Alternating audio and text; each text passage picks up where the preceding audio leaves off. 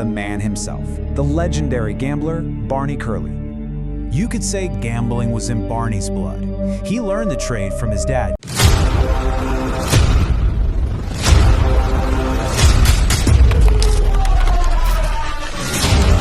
Welcome to The Explainer. All right, let's dive right in, because today we've got the story of a man who pulled off one of the most brilliant, most audacious gambles in history.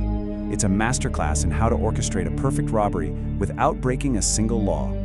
And that right there, that's the million-dollar question, isn't it? This whole incredible story, which actually happened in the world of horse racing, revolves around that very idea. We're talking about a guy who didn't need a gun or a getaway car. His weapon was his mind, and his target was the system itself. Now, to really get the genius of this plan, we have to start at the crime scene. But forget what you're thinking. This wasn't some high-tech bank vault. It was something way more ordinary. Okay, picture this. It's 1975. We're at a little local horse race in Bellstown, Ireland. You know, it's a typical race day, people are excited, bets are flying, but the real action, the real heist, isn't happening out on the track at all. No, it all boils down to these three kind of weird elements. You've got one man hiding in a bunch of thorny bushes with binoculars, another guy hogging the only public payphone on the entire course, and a horse with a terrible track record that's about to run the race of its life. So who on earth was the mastermind behind all this? To understand the why of the plan, you've got to understand the man himself, the legendary gambler, Barney Curley. You could say gambling was in Barney's blood. He learned the trade from his dad, Charlie, who raced greyhounds. But see, even as a teenager, Barney was already playing chess while everyone else was playing checkers. When his dad cooked up a plan to drug their slowest dog to win a race, a 15-year-old Barney secretly drugged a different dog, bet on that one instead, and won his first big payout. He outsmarted his own dad. Fast forward to 1975. After a bad run of luck, a few losses, and even a comically failed attempt at smuggling razor blades, Barney was in deep trouble. He owed 12,000 pounds, which was a ton of money back then. So he wasn't just looking for any old win. He needed one massive, game-changing score to get himself out of the hole. So how did he do it? Well, this wasn't some lucky bet on a long shot, oh no. This was a meticulously crafted, multi-layered plan. Let's break down the blueprint and see how he built this thing, piece by brilliant piece. The plan was just genius in its simplicity. It was all about manipulating perception, exploiting the official rules of the sport, and then, at the perfect moment, creating a total communications blackout. Now, to get how he pulled this off, we have to quickly talk about something called handicapping. It's basically a system designed to make races fair by making better horses carry extra weight. It's supposed to level the playing field. But for Barney, he looked at that system and he didn't see fairness. He saw a loophole, a weakness just waiting to be exploited. So step one, find the perfect horse. And boy did he. He found a horse he named Yellow Sam after his dad. Then he did something brilliant. He knew Yellow Sam was a fantastic runner on firm, hard ground. So he deliberately entered him in a bunch of races on soft, wet ground that he knew the horse hated. The horse, of course, ran terribly. His official rating plummeted, and everyone thought Yellow Sam was completely useless. Next, the location. Barney chose the Bellstown racecourse for one very specific, very critical reason. It was basically a communications black hole.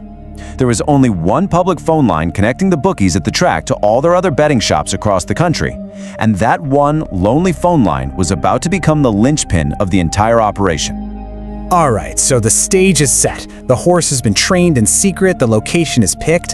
It all comes down to a few frantic, absolutely crucial minutes on race day. The execution had to be perfect. For 25 minutes, right before the race, Barney's friend Benny walks over to that single payphone and starts putting on an Oscar-worthy performance. He's pretending to have this tearful, desperate phone call with his supposedly dying aunt. This completely blocked the phone line, so the on-site bookies, who are getting more and more frantic, had no way of calling out for information. So while Benny's on the phone, something else is happening all across the country.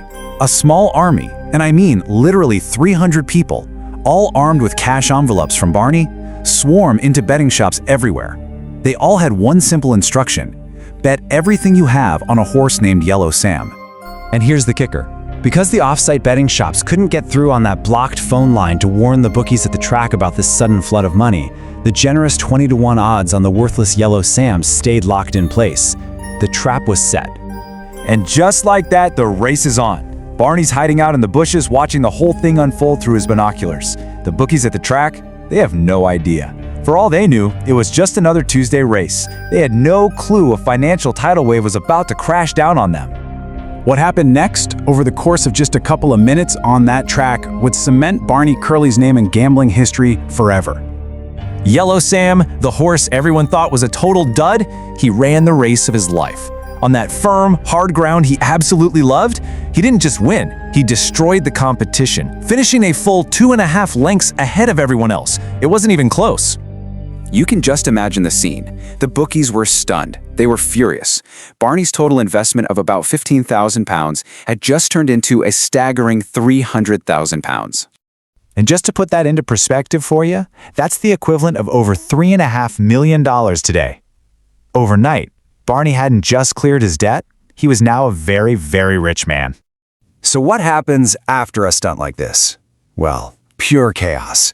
The bookies, in a fit of absolute rage, paid Barney his winnings in 108 massive sacks filled with £1 notes.